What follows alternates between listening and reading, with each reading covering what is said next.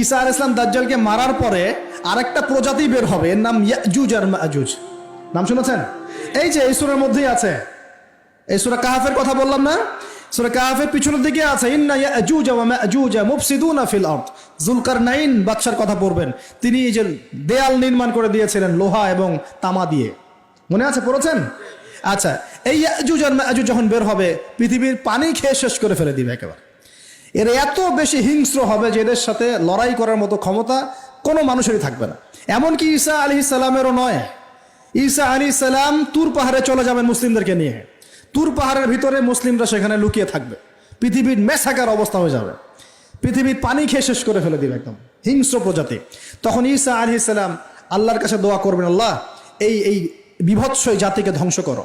আল্লাহ রাব্বুল আলামিন তখন ওই ইয়াজুজ আর মাজুজের এই কাঁধে, ঠিক কাঁধের মাঝখানে একটা ভাইরাস জন্ম দিবেন। কি জন্ম দিবেন? ওই যে বলি না মহামারীর ভাইরাস, অমুক ভাইরাস তমুক ভাইরাস, এই ভাইরাস আরো সামনে আছে বাকি এখনো। ওই ভাইরাসে, ওই পোকায়, ওই ব্যাকটেরিয়া বা যেটাই হোক আল্লাহ পাক যাই দিবেন, এতে করে ইয়াজুজ আর মাজুজের পুরো প্রজাতি ধপ ধপ ধপ ধপ করে মারা যাবে। মানে এটা ছোঁয়াচে রোগ হবে। কি রোগ হবে? ছোঁয়াচে। ঠিক যেমন আমরা একটু করোনা দেখলাম না, একজন থেকে আরেকজন, একজন থেকে আরেকজন, এরকম জিনিস চলবে আরো বিশ্বে। আর এখনকার নতুন রিসার্চ হচ্ছে ওই সাইবেরিয়া অঞ্চলের যে বরফগুলো আছে না, ওর নিচে এই 1 লাখ বছর, 1.5 লাখ বছর, 2 লাখ বছর আগের ভাইরাসগুলো নতুন করে জায়গা শুরু করেছে এখন। হ্যাঁ, এগুলো বিজ্ঞানীরা বলছেন যে এগুলো আবার কোন দিন জানি পৃথিবীতে আত্মপ্রকাশ করা শুরু হয়। সবকিছুই ঘটবে। বিশ্বটার খুব রহস্য আছে, বিশ্বটার অনেক রহস্য আছে। আল্লাহ পাক এগুলো খেলার ছলে সৃষ্টি করেন নাই, পরীক্ষা। লিয়াবলুয়াকুম আইয়ুকুম আহসানু আমালা, আল্লাহ পাক বলেছেন। এরপরে ইয়াজুজ আর মাজুজের সব প্রজাতি মারা যাবে। নবীজি বলছেন জমিনে কোনো জায়গায় ফাঁকা থাকবে না, সমস্ত জায়গাতেই ওদের দেহ পড়ে থাকবে। আল্লাহু আকবার। এরপরে ঈসা আলাইহিস সালাম আল্লাহকে বলবেন, আল্লাহ জমিনটাকে পবিত্র করে দাও। আল্লাহ পাক কি করবেন জানেন? বড় বড় নখরওয়ালা, বড় বড় নখ আছে, নখ দেখেছেন? বড় বড় নখ, বড় বড় নখওয়ালা একটা স্পেশাল প্রজাতির পাখি আল্লাহ পাঠাবেন। কি পাঠাবেন? পাখি। এটা কোন পাখি, কি নাম আমরা জানি না। ঠিক এরকম করে এই এক শ্রেণীর পাখি আল্লাহ পাঠাবেন যাদের নখগুলো খুব বড় বড় হবে, বিশাল বিশাল নখ। এই নখগুলো দিয়ে তারা দেহগুলোকে উঠাবে, উঠিয়ে নিয়ে কোথায় যে ফেলে দেবে আল্লাহ ভালো জানেন। সুবহানাল্লাহ, আল্লাহু আকবার। আল্লাহ পাক বিশ্বে কত কি বাকি রেখেছেন এখন। এরপরে আল্লাহ পাক কি করবেন জানেন? আল্লাহ পাক বৃষ্টি বর্ষণ করবেন। এত বেশি বৃষ্টি হবে, এত বৃষ্টি হবে, জমিন ধুয়ে পরিষ্কার হয়ে যাবে। হাদিসে আসছে জমিন একদম চকচক করবে, জমিটা পরিষ্কার হয়ে চকচক করতে থাকবে।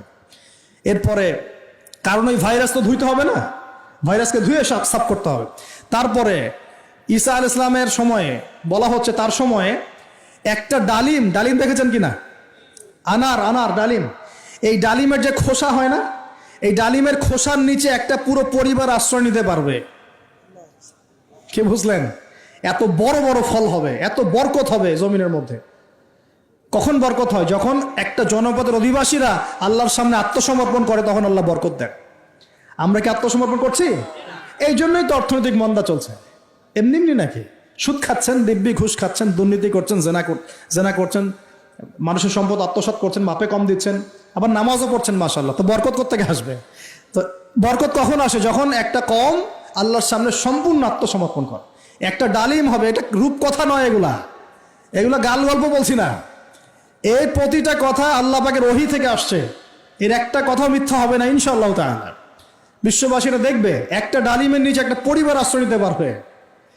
এত স্পেসিফিকলি বলা হয়েছে হাদিসগুলোতে। নবী সাল্লাল্লাহু আলাইহি ওয়াসাল্লাম বলেছেন যে 10 জন ঘোড়সওয়ার, কয়জন ঘোড়সওয়ার? 10 জন ঘোড়সওয়ার বের হবে ইমাম মাহদির সময়, যারা খোঁজ নিতে যাবে যে দেখি দাজ্জাল বের হয়েছে কিনা। ঘোড়ায় করে খোঁজ নিতে যাবে, দেখি দাজ্জাল বের হয়েছে কিনা। ওই 10, নবীজি বলছেন আমি ওই 10 জনের নামও জানি, ওদের বাবার নামও জানি। সুবহানাল্লাহ।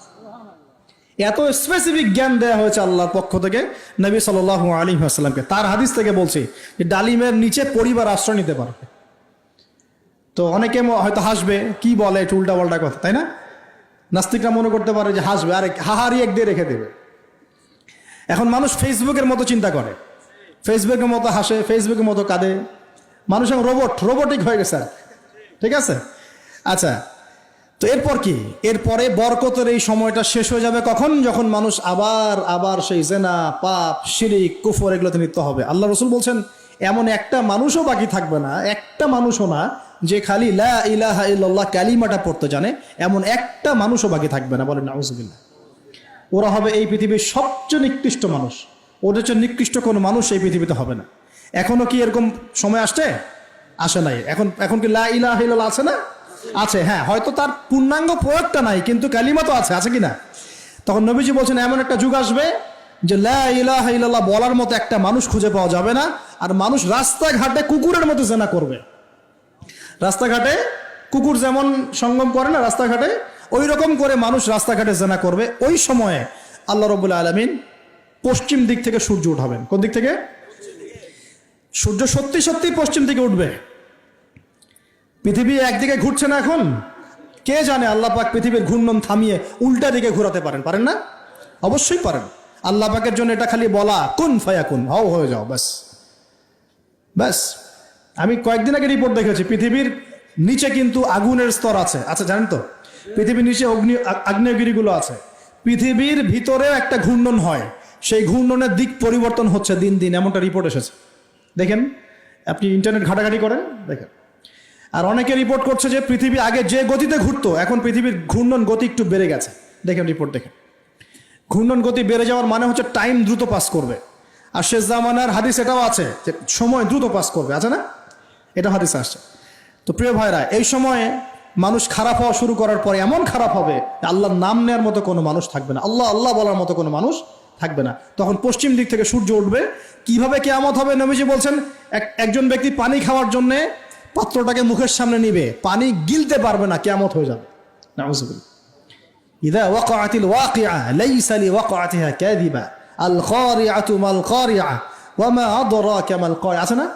আম্মা ইয়াতাসাআলুন আনিন নাবাইল আযীম। কত সূরা আছে কিয়ামত সংক্রান্ত, পড়ে দেখেন। ইযা যুলজিলাতিল আরদু জিলজালাহা ওয়া আখরাজাতিল আরদু আসকালাহা ইযা শামসু কুবিরাত ওয়া ইযা নুজুমু কাদারাত। এই সূরাগুলো পড়ে দেখেন। আম্মা পারার শেষ পারাটা, যেটা 30তম পারা, এর সূরাগুলো পড়ে দেখেন। কিয়ামত চোখে দেখতে পারবেন ইনশাআল্লাহ। সিংহায় ফুঁক দেওয়া হবে। আল্লাহ পাকের ফেরেশতার এত ক্ষমতা আল্লাহ দিয়েছেন, একটা ফুয়ে পুরো মহাবিশ্ব ধ্বংস হয়ে যাবে ইনশাআল্লাহ। চারটাখানি কথা নাকি? দ্বিতীয় ফুৎকারে আবার সবাইকে জীবিত করা হবে। এবং এই যে দুনিয়ার জীবনটা আমরা কাটাচ্ছি, এই 30, 40, 50, 60, 100 বছরের জীবন, এই জীবনের এক একটা হিসেব আল্লাহর সামনে দাঁড়িয়ে সেদিন দেওয়া লাগবে।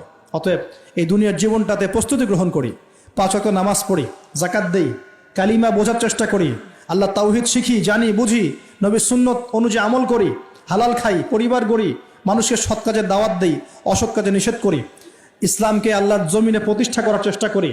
আল্লাহ পাক যা দিয়েছেন, জানমাল, সময়, শ্রম, আল্লাহ পাক যা দিয়েছেন, ক্ষমতা, প্রতিপত্তি, সম্পদ, এগুলোকে আল্লাহর দ্বীনের জন্য ব্যয় করি। ইনশাআল্লাহ দুনিয়া সফল হব, পরকালে সফল হব ইনশাআল্লাহু আযজা ওয়া জাল।